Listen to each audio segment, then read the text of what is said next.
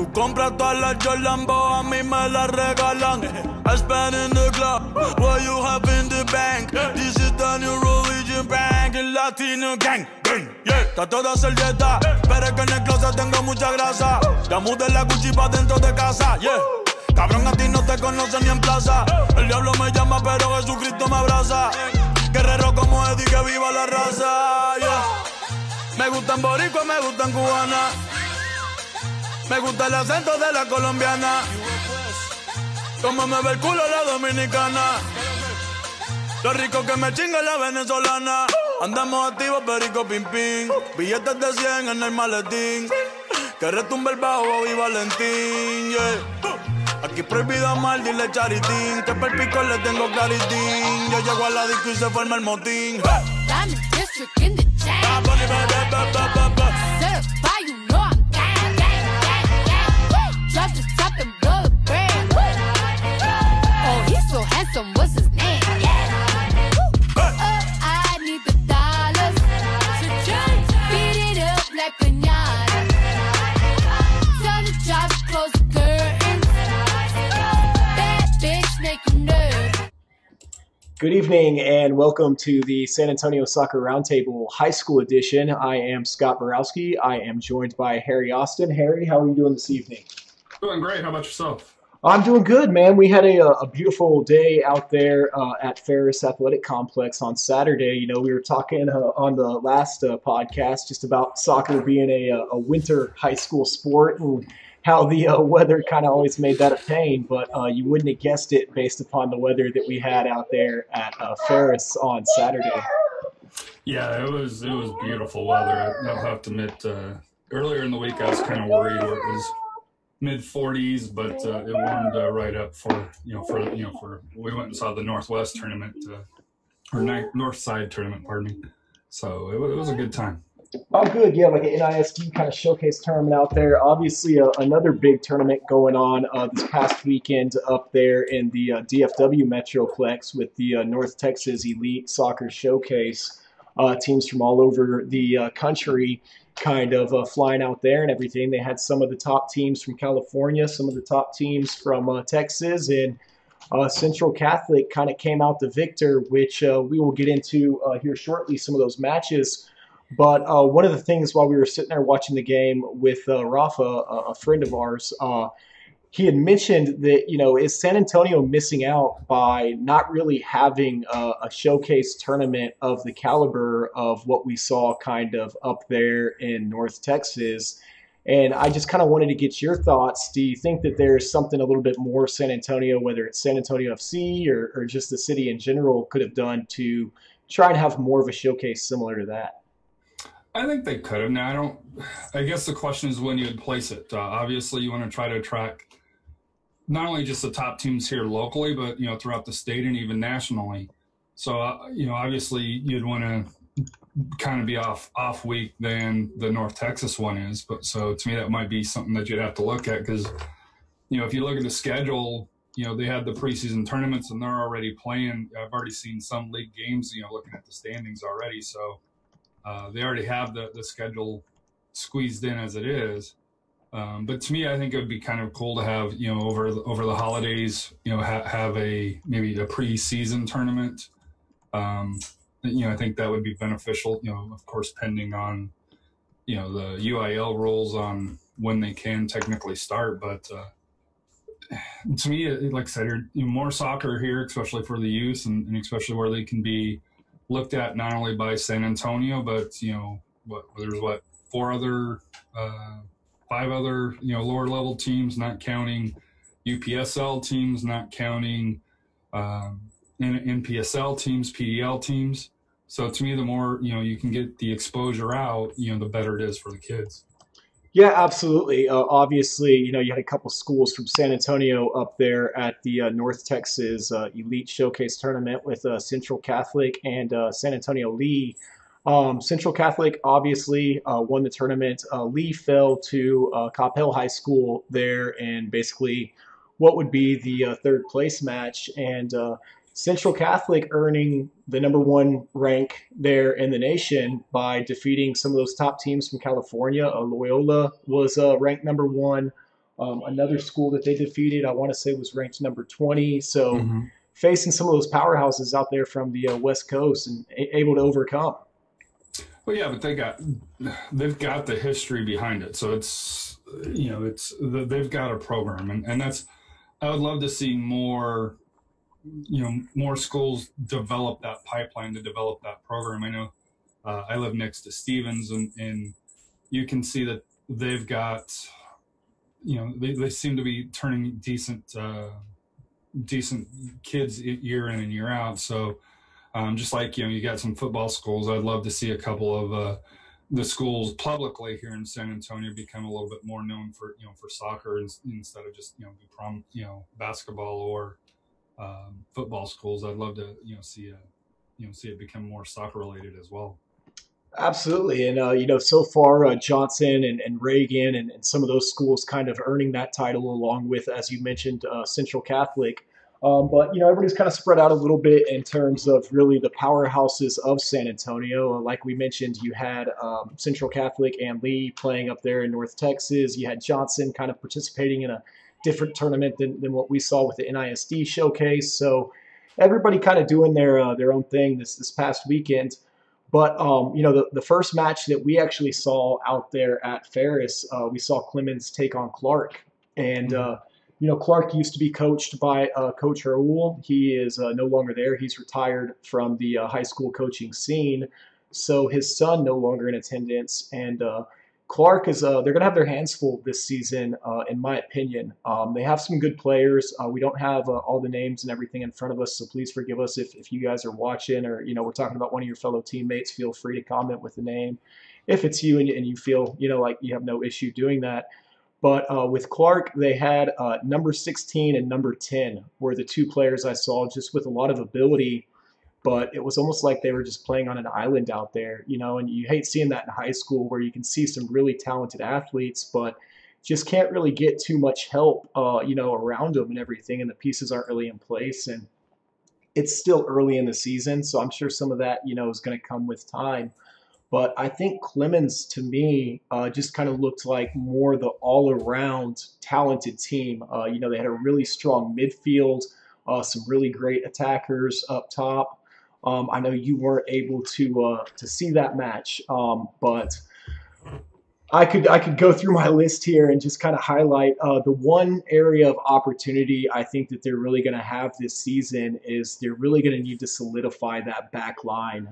There were some misclearances and stuff like that, which you hate to see at any level. And I think that's going to be one area that they're really going to have to tighten down on a little bit if they want to make a deep tournament run or, just as they start to play some more talented teams.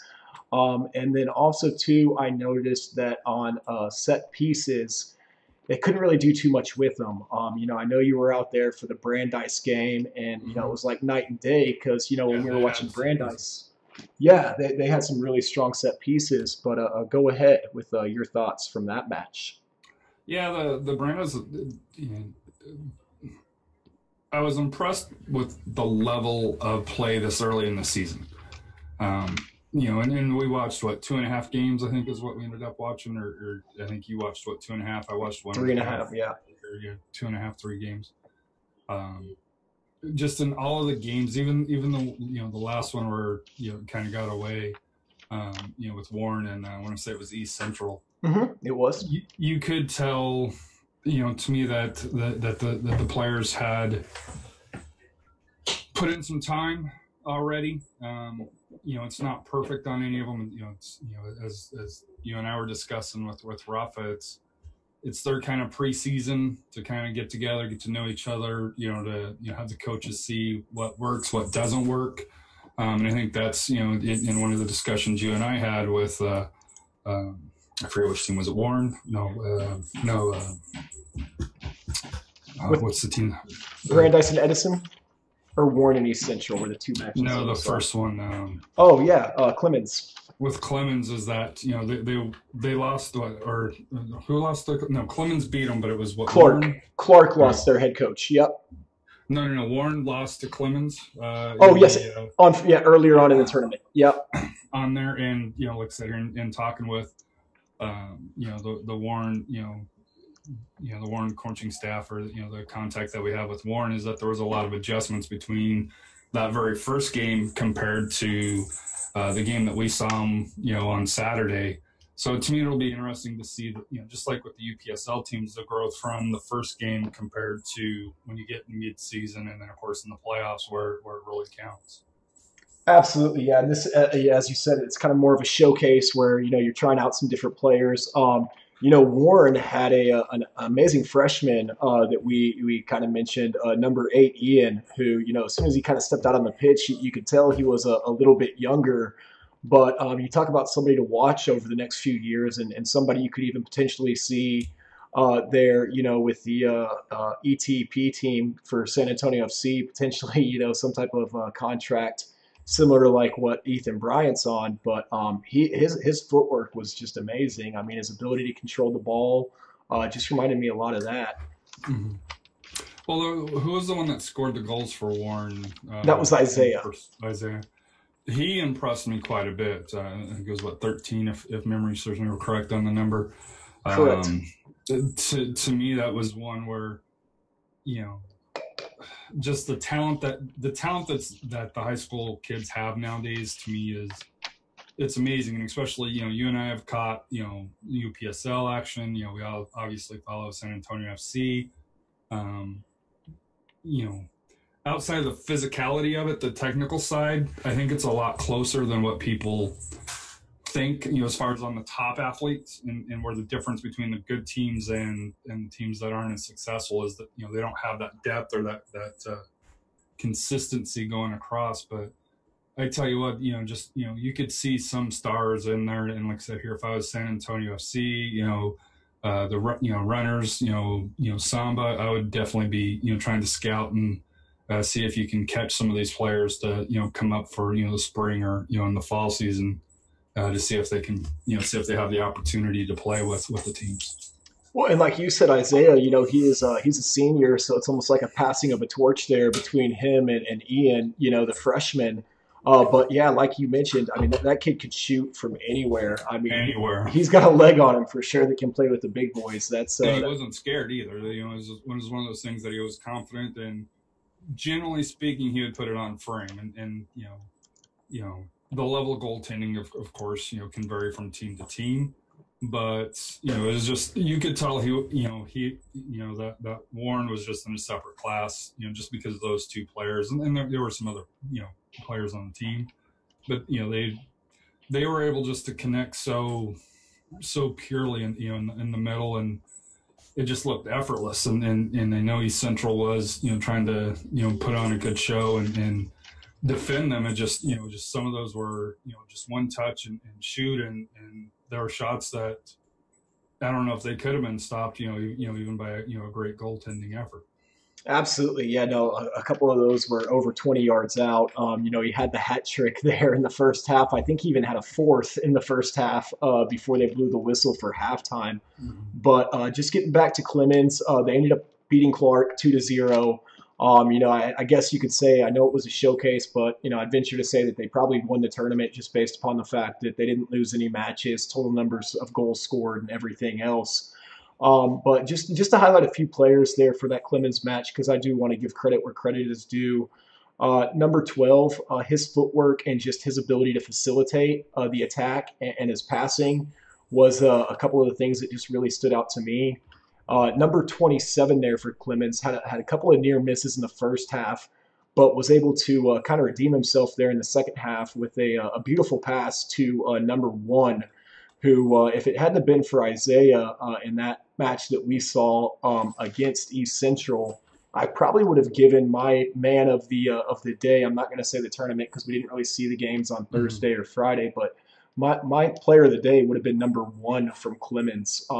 He played there on the left wing and had 1 goal for Clemens, had their second goal, and then almost had a third off of a header. And he's going to be an impressive player to watch. So if you catch any games with Clemens, take a look at 12, take a look at 27. Number 18 had an easy chip. He had a great finish. didn't get a whole lot of minutes, which I really didn't understand because when he came out on the field, he played really well. But Clemens was kind of just working in rotations with some of their players where they take a couple of their star players off and throw a couple more star players on. They're on the defensive end. Number 44 had a lot of speed and was really good at crossing.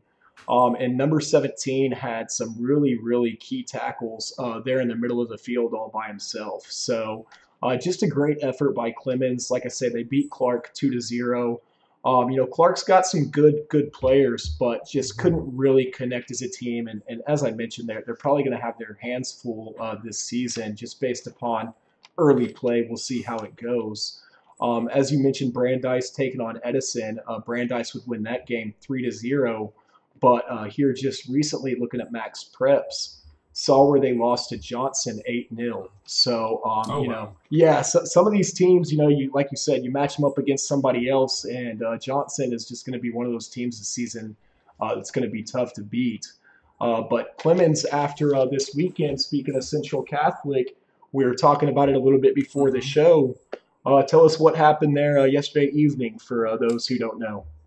Yeah, so I didn't catch it, but I was just trying to do some homework here, and ended up 2-2. Central Catholic came back in the second half and got 2 goals.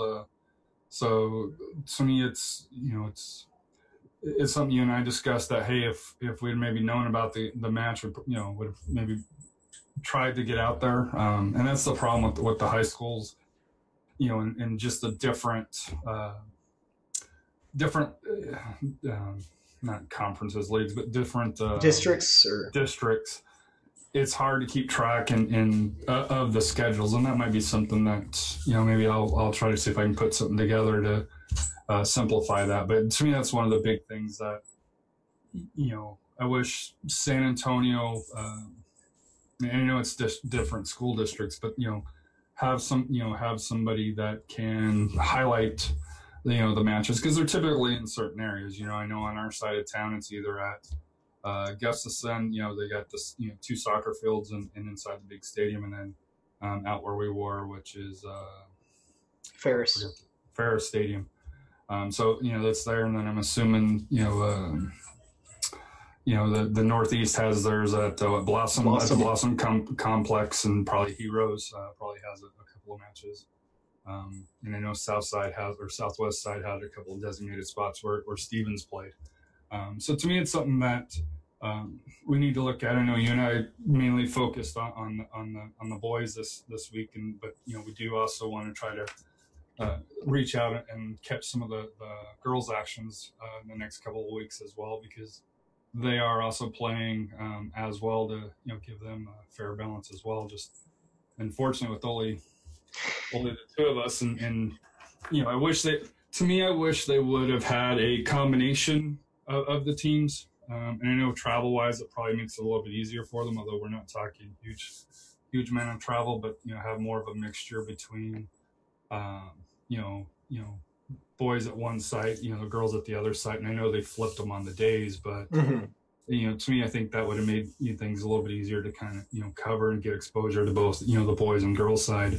Because the north side had it, had both of them running at the same time. So.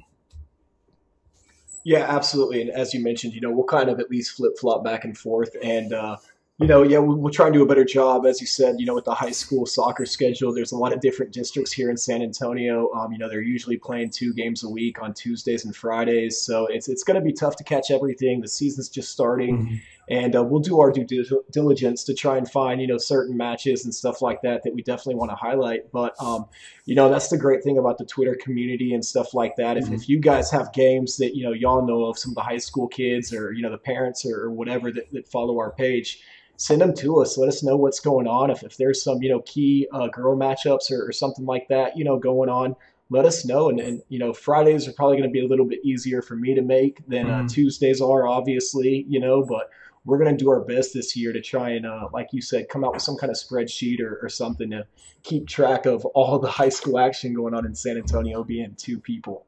Let me ask you a question on there. Is there one of the things that always kind of bothered me is why don't they have more games on Saturdays? Especially at this time of year, as opposed to Friday nights, Tuesday, Wednesday, Thursday nights, they'll have them scattered, throughout there. Wouldn't it make more sense to have them on a Saturday where it's more in the sun, not, through there? It's something that I've always, cause, I can take AJ out and, you and I just saw, he was sitting up at the top of the stands. They're just zoning away, watching the action. And spine on cleats. Yeah, he's spine cleats. He's got a gift. Yeah, I have no clue about that. He's like, "Hey, Dad, look at these." I was like, "Yeah, I have no idea what you're talking about." I showed him it was the new Copas because he was talking about the Predators. I showed him like one video of the new Copas, and sure enough, next game, some kid 60 yards away out there on the field is wearing them. And he's like, "Oh, hey, there they are!" And it's like, what the heck, man? How did you spot that?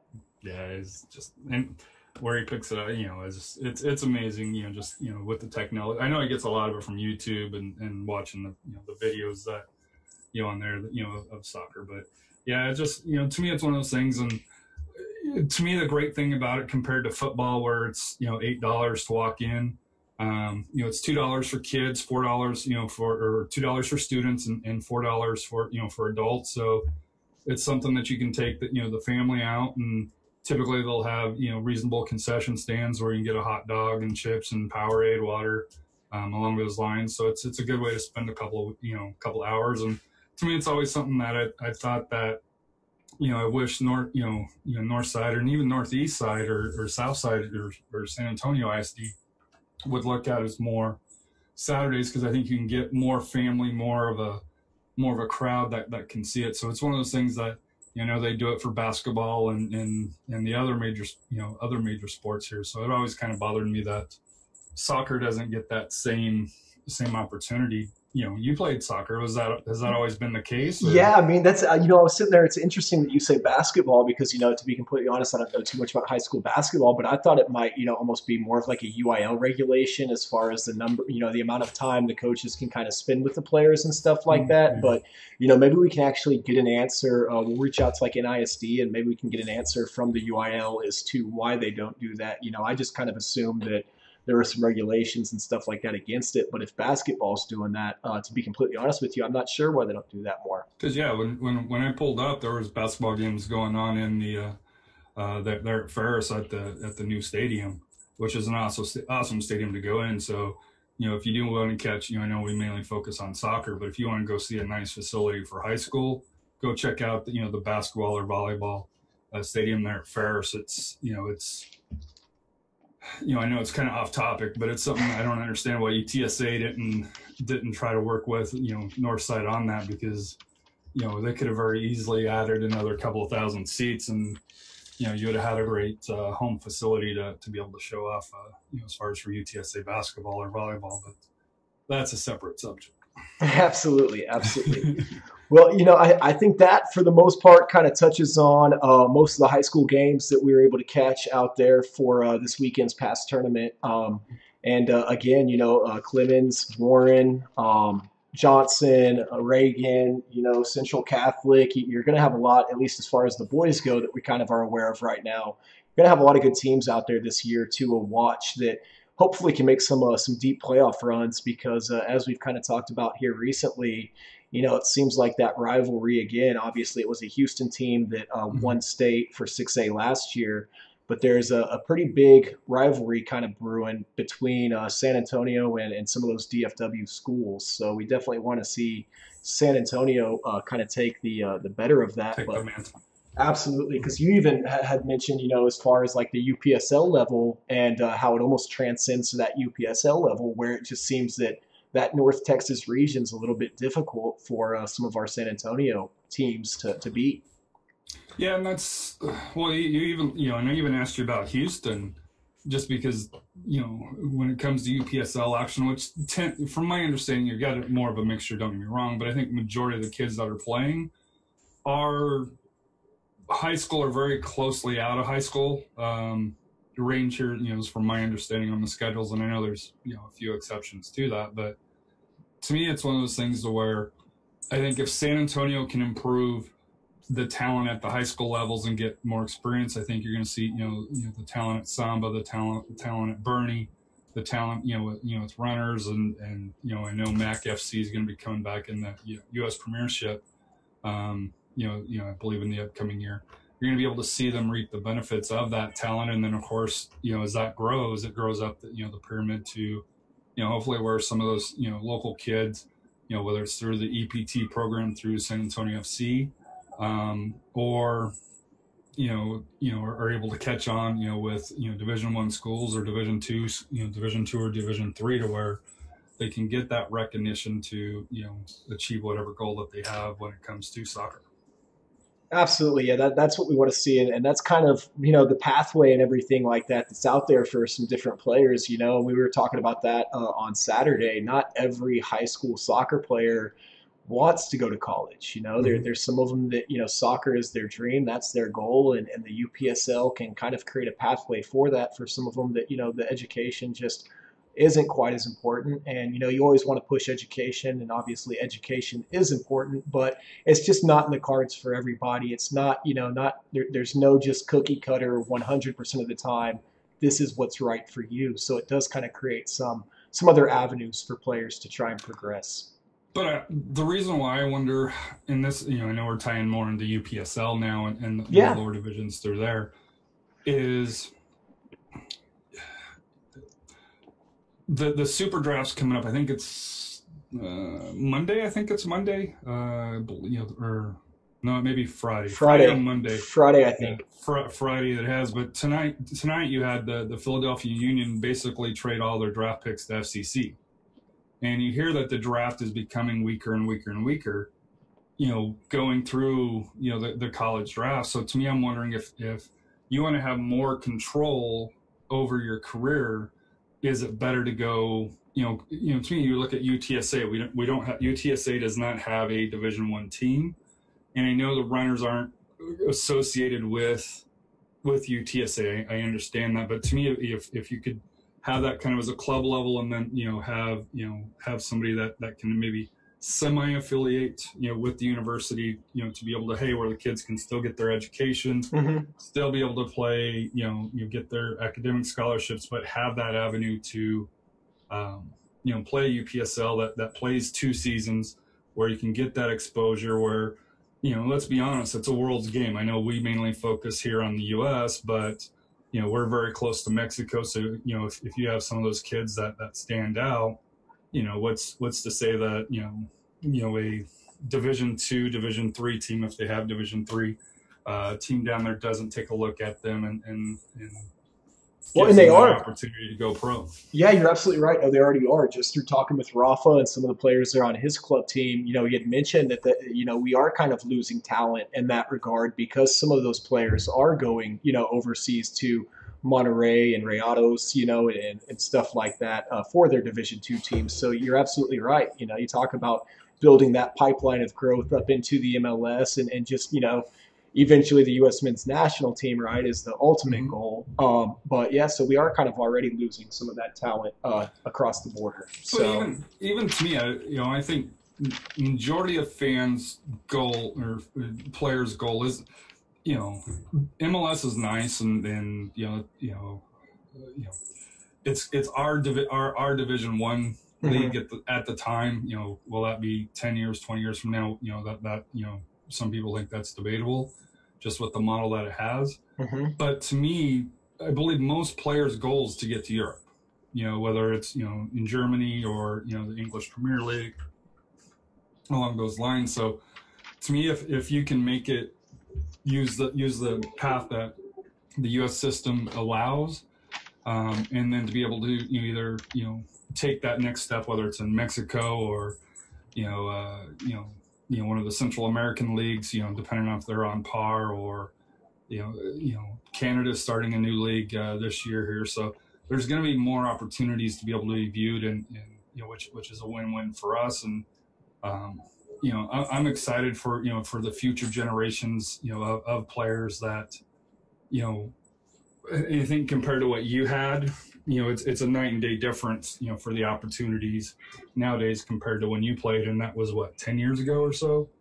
when you got out of high school, somewhere around that time frame? 15, but I appreciate that, Harry. We'll say 10. No, but you're right. Like so that time, it was kind of right around the creation of the whole Generation Adidas and those contracts and everything. And it was kind of the very beginning when I graduated of, being able to really make a living playing, in the MLS. So it has come a long way just in the last 15 years. So the other thing that I know from UPSL, there's going to be some sort of announcement coming out soon.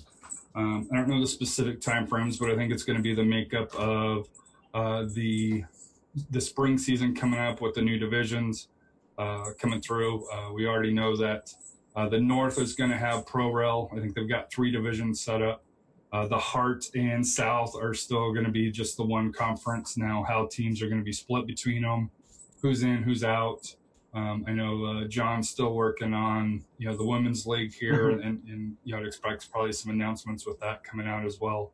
So for UPSL, not a lot of news. I think 10 days from now, is when the playoffs start for real. I think there's still the West that still has to be settled, and then also the Southeast, which Inocentes will play the winner of American Soccer Club and Miami Sun.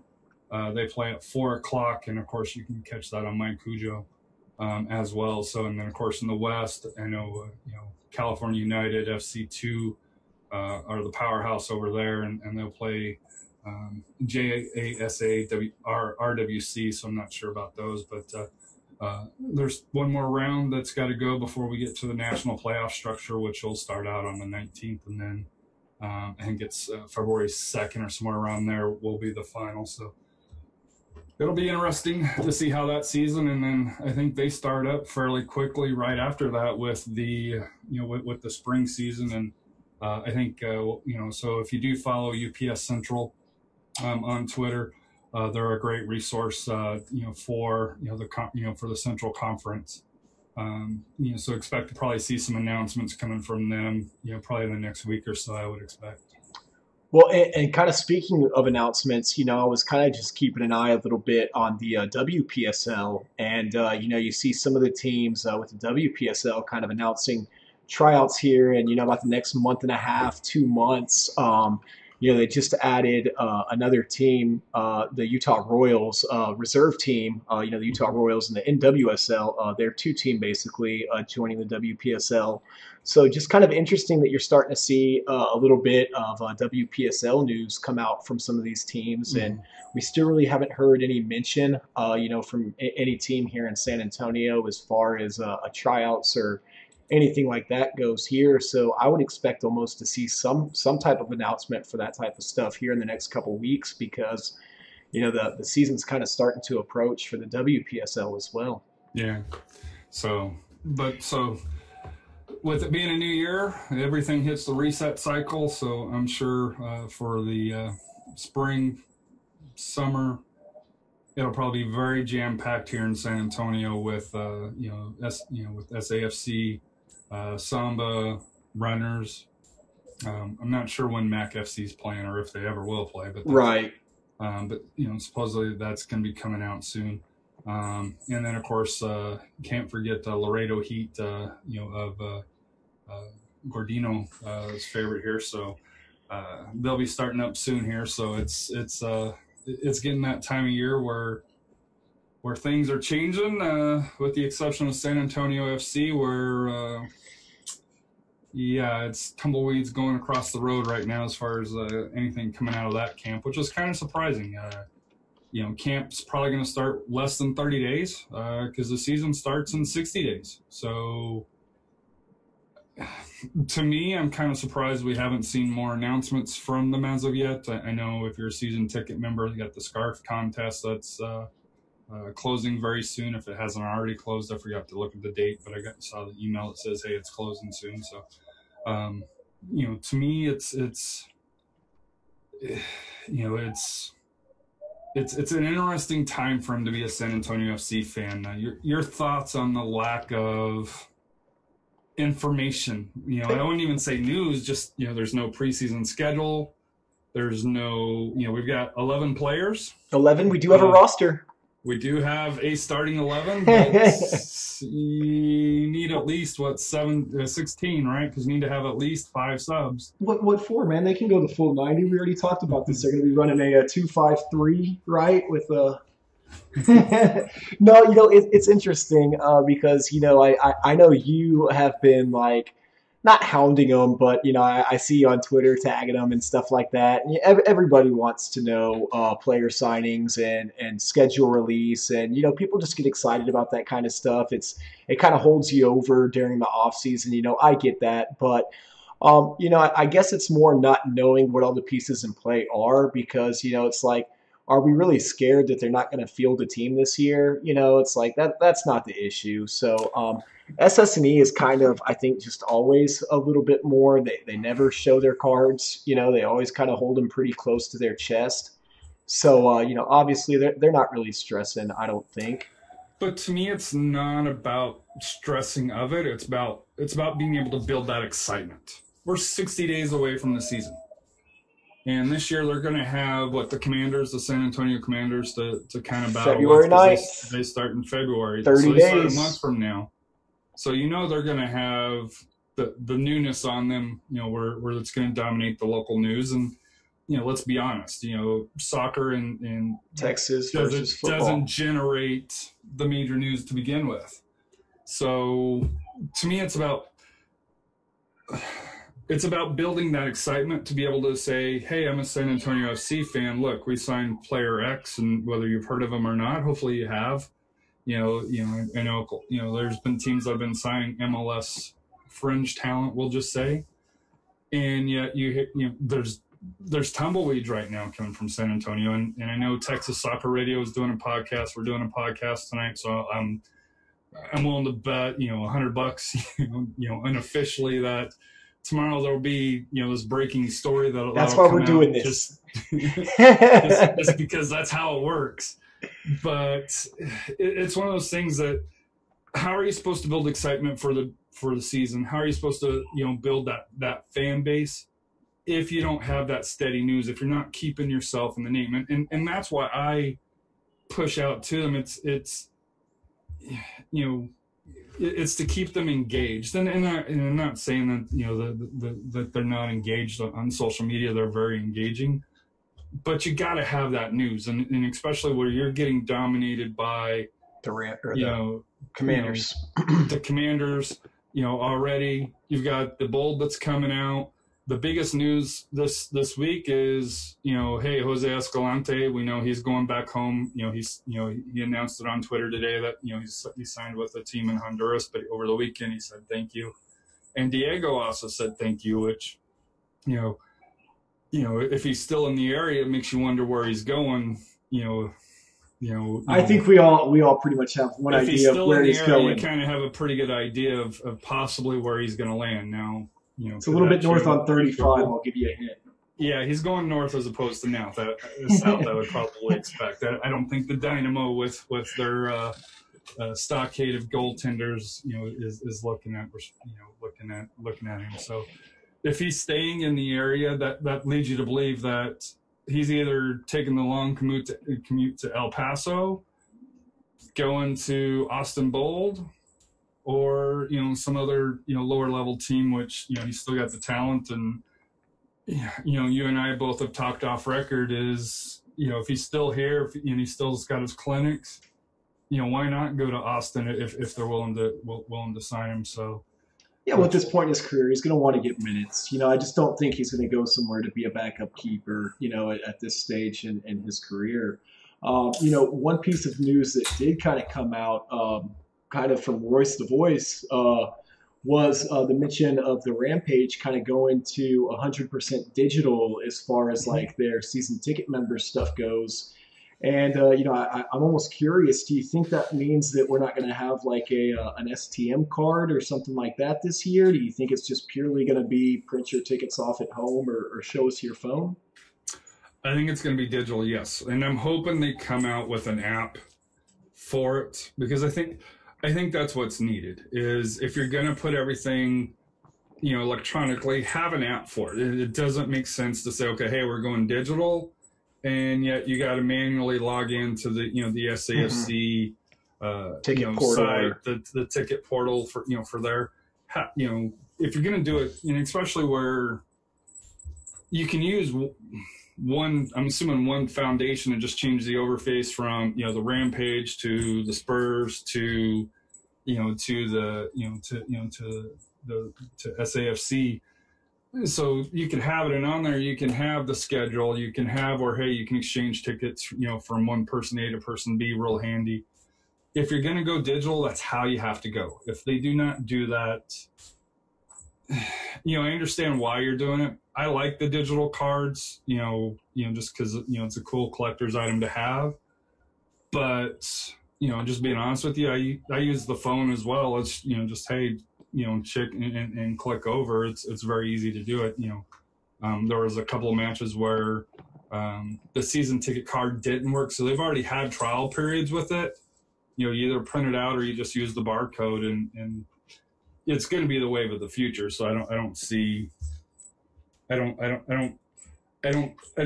that being a way to really hinder anybody. See, and it is, but I guess I'm just kind of old school like that because, I can remember just being younger and, back when Dallas Cowboys season tickets were still affordable when they were playing out there in Irving and my family kind of having those for a couple seasons and, you got the tickets and each one kind of had like a different image on it and stuff like that. It was something like a souvenir that you could hang on to, kind of similar to what you mentioned with the season ticket member card. It's just cool memorabilia to hold on to that stuff. And I get that everything's going paperless now and everything's going digital now, but it's like having a CD jacket from your favorite CD, or when you bought a video game back in the day and you took the booklet out of it and kind of flipped through the booklet on just those little things now. It's like they're doing away with. Let me ask you a question. When was the last time you bought a video game? And did you just download it onto your gaming system, or did you actually go to GameStop and buy the game?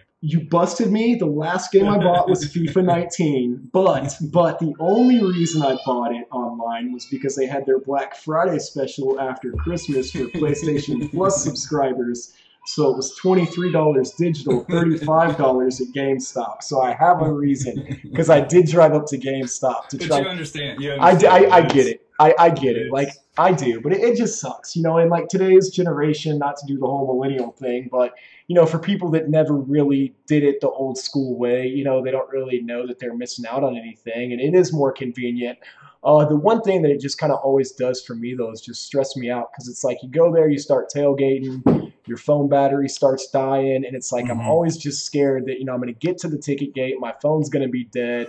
And so I'll usually have kind of that printed piece just in my back pocket because I know I'm good, But and that's a fair point. Yeah, it's not a perfect. And I'm waiting for the day when the phones can't connect.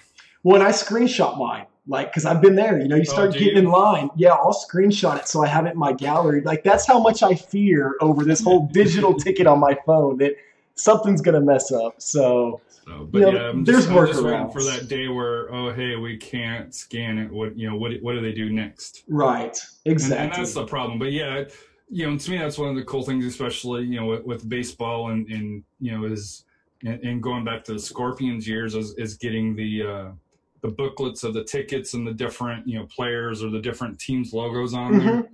That was awesome to get. So I agree with you 100% on that. For the collectible side, and to me, hopefully they'll maybe one per account give a card, give a card out instead of maybe like 3 or 4 or however many tickets that you have. Give one for account more, just as kind of a token or memorabilia type thing here for it, and plus to me, if you go to a Soccer Factory, typically you got to have that card. That's right, for your discount for the discount. So I wonder how they do that if it all goes digital anyway. That's a good point. Yeah, that's a good point. Well, and maybe that's what FO's up to. Maybe that's why we're not getting so much news as far as like a schedule release and all the roster signings and everything goes, because they're focusing right now on trying to create this new platform or this new app, and rolling that all out and trying to get everybody excited about it. One thing I will say, they haven't been real forthcoming with the news that they have released, but I think they've done a good job trying to engage the fans with the way they've been doing their different player announcements and everything. It's been a little bit different this year, and they're kind of trying to mix it up a little bit, So I do want to give them props for just, their social media team does a pretty good job. But like you say, it's going to be an interesting season just with the inaugural season now for the Commanders. Larry had mentioned that there probably wouldn't be too much overlap in actual games, and I took a look at it, and sure enough, I think there's one home game where the Commanders and San Antonio FC are both playing at home.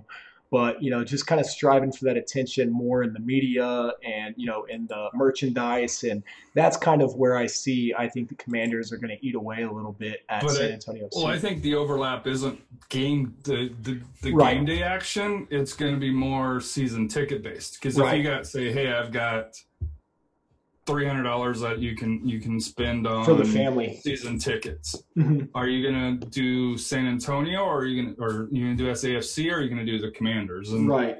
And to me, that's part of the reason why I think the last couple of years,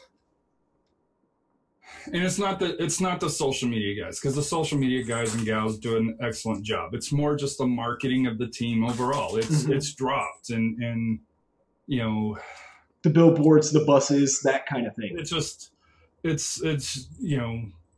out. If you don't follow the team, do you have a clue that the season starts 60 days from now? I doubt it. True. Because I haven't heard them really on, you listen to more San Antonio sports talk radio than I do.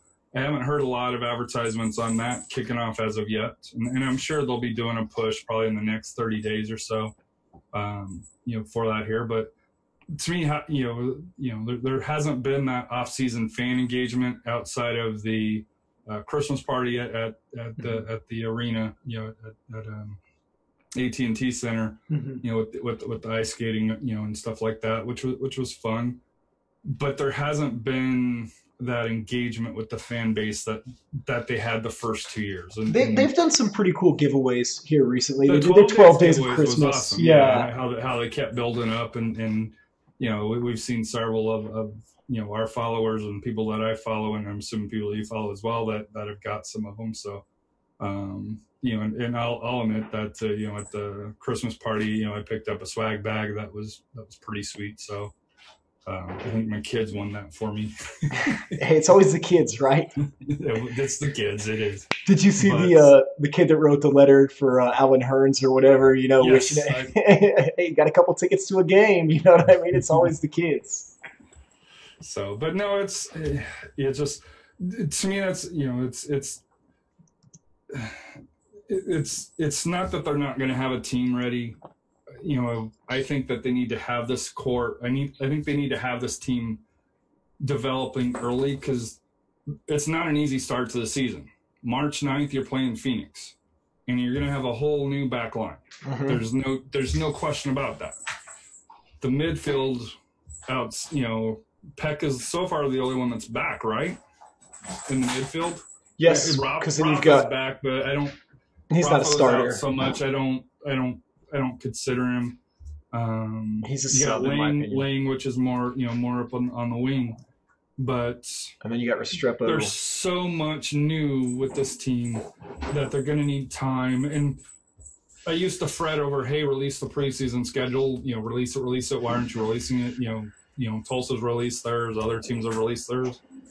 But even if they release it, they're not going to allow you to see it. So it's one of those things. Why hassle them about the schedule if they're not gonna make the games available to the public? The history says they're not going to make it available for you.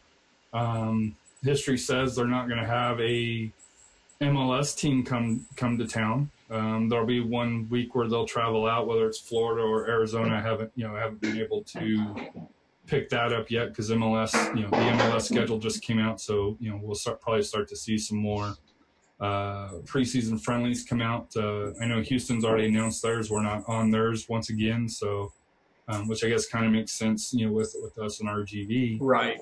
But to me, it's one of those things to where, with the last 2 years, it's been Tulsa that's came to San Antonio. Well, I know Tulsa has released theirs, so they're not coming. So it just makes you wonder, hey, you know, Who are we how do gonna we play? build the excitement, you know, with it? And, you know, it's one of those, you know, are they going to go, and I don't mean this in a negative way, are they going to go, you know, with the Austin Bold, you know, either up there or here as a preseason friendly, you know, whether that would be open? I think they'll probably do your Trinity University, your St. Mary's or Incarnate Word. You know, they like doing a lot of the colleges and stuff like that. I've kind of noticed around here. You know, and that Which is fine. yeah, you but know. those matches don't. I mean, do you want to go see SAFC versus Trinity? Do you get fired up for like, you know? So it's kind of like I get like it stinks that they're not more open to the public, but at the same time, you know, it's not like, you know, if it was somebody like a Houston Dynamo or if it was, you know, like the Austin Bold, then, you know, or Tulsa, you know, those are the matches I think the public would really want to go see. But I definitely think that it's going to be a busy next few weeks. I would think by the 1st of February, a lot of these ifs, ands, or buts or whatever are going to be answered, I would think, here in the next few weeks. Well, it has to be. There's no choice. Right. I mean, You figure camp starts in 20 days. Because if they're kicking off March 9th, you that's figure true. February 2nd or so, because you want at least 30 days for, you know, Right. for preseason, right? At Right. least. Yep. So if you're looking at the calendar, that's 20 days away. Yeah, you're right. We're already there. So I mean, So the news has to come, and I think that's the most frustrating part. Now they could do what Vegas did and just dump, hey, we signed 12 new people, and here you go, and dump it all out there. you know, they're dumping it out. But I know I know they get some of the MLS teams going out, so they're starting camp in the next week or two. So that's why they had to is you know, they had to say, hey, we've got a roster. So, you know, I know to be patient, and I'm not necessarily the most patient guy on Twitter, but to me, it's more trying to build that, you know, as we discussed earlier, it's more trying to build that excitement for, you know, for the team I love, and you know, because you know, obviously the hardcore people that are tweeting San Antonio FC, hey, coming out about your schedule or coming out about your players, they're going to be there. It's being able to build that excitement to family, friends, and stuff that's outside of that circle that without any news, it makes it harder to do. Mm-hmm. No, and it's a fair point. So, you know, obviously, like you said, I didn't even realize how closely, you know, we were already to the start of camp and everything. So, you know, obviously, you could probably even say, like, within the next 2 weeks that, you know, you probably have a better idea of the complete roster and that preseason schedule and everything else. And, you know, I wonder how much this information they already know they just haven't released. You know, maybe there's like a plan staged.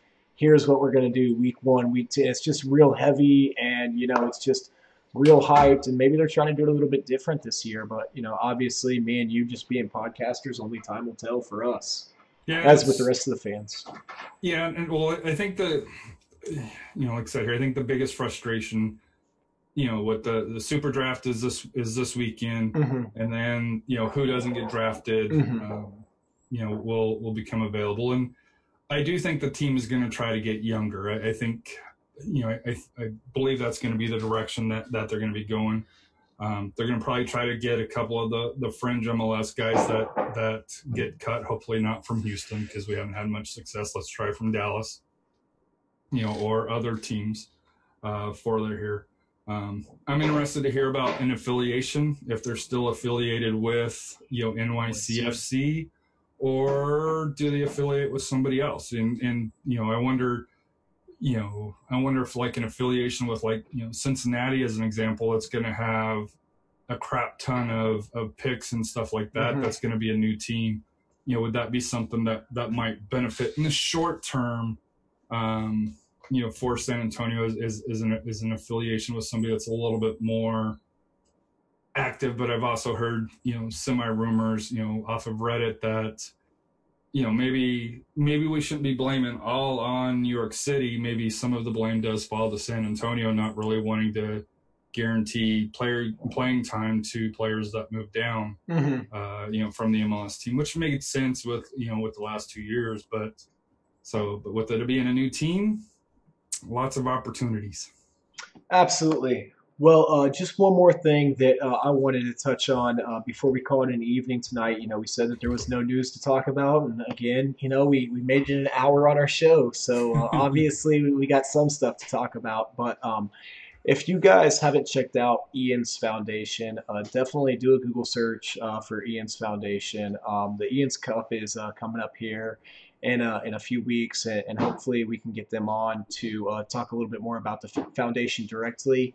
But they have a pretty big goal this year of trying to provide 500,000 helmets to lower income children here in San Antonio. Their son passed away on a bicycle, or from a bicycle accident, from a head injury that he suffered from a bicycle accident. So ever since then, it's kind of been their mission. There's some really cool soccer games where they do an aggregate, boys and girls. They take the combined score, and that's kind of the Ian's Cup. This year, it's not going to be played at Toyota Field, which I'll try and get some more information on maybe when we have them on. Last year, it was out there at Toyota. It was really cool just seeing high school soccer there at Toyota Field. They had to section off the first few rows just because they didn't want the spectators that close to the action for a high school match. But we definitely are going to try and have them on to talk a little bit more about it, and we'll definitely be sharing some links and stuff like that, how you can make a donation, whether it's a monetary donation, whether you just want to donate some helmets. I'm sure they'll take all that good stuff. So just check out iansfoundation.org if you have some time before we get them on. But we'll definitely be talking about that more shortly. And then also, too, I know we didn't have the chance to check out John Jay boys team at the tournament this past weekend just because of when the matches were being played and everything. That was the last match of that Saturday, and after about 6 hours in that sun and everything, I was ready to call it a day. But I definitely think John Jay could be a team that kind of slips under the radar this year again and makes a playoff run. They had kind of their first playoff run last season, and I was looking at some of the scores and some of the results from that tournament, and they won quite a few matches as well. So I know we hadn't really talked about John Jay, but I talked to the coach a little bit because he was out there scouting some of those other teams. So he's doing his work as well, and we'll definitely get out there to catch a John Jay match because I think they're one that could kind of sneak under the radar this season. So those were just my final thoughts. Harry, any final thoughts for the episode? Yeah, so my final thoughts, and it's not really, it's semi-San Antonio related. Looks like MLS Austin is going to be announced, I think, on Tuesday here. The bad thing about it is, in order for San Antonio to get a chance, they need Austin to succeed. If Austin goes in the crapper, San Antonio has no chance if you're looking at MLS. So hopefully, in time, people will become a little bit more friendlier with MLS Austin, to say that, because if MLS is your goal, and it's not mine, but if MLS is your goal, the only way San Antonio gets a team now is if MLS Austin is, a superstar team, which, not holding my breath on by any means, but it sucks that it's come down to that. But if you are, if MLS is your cup of tea, there is a big announcement, up in Austin.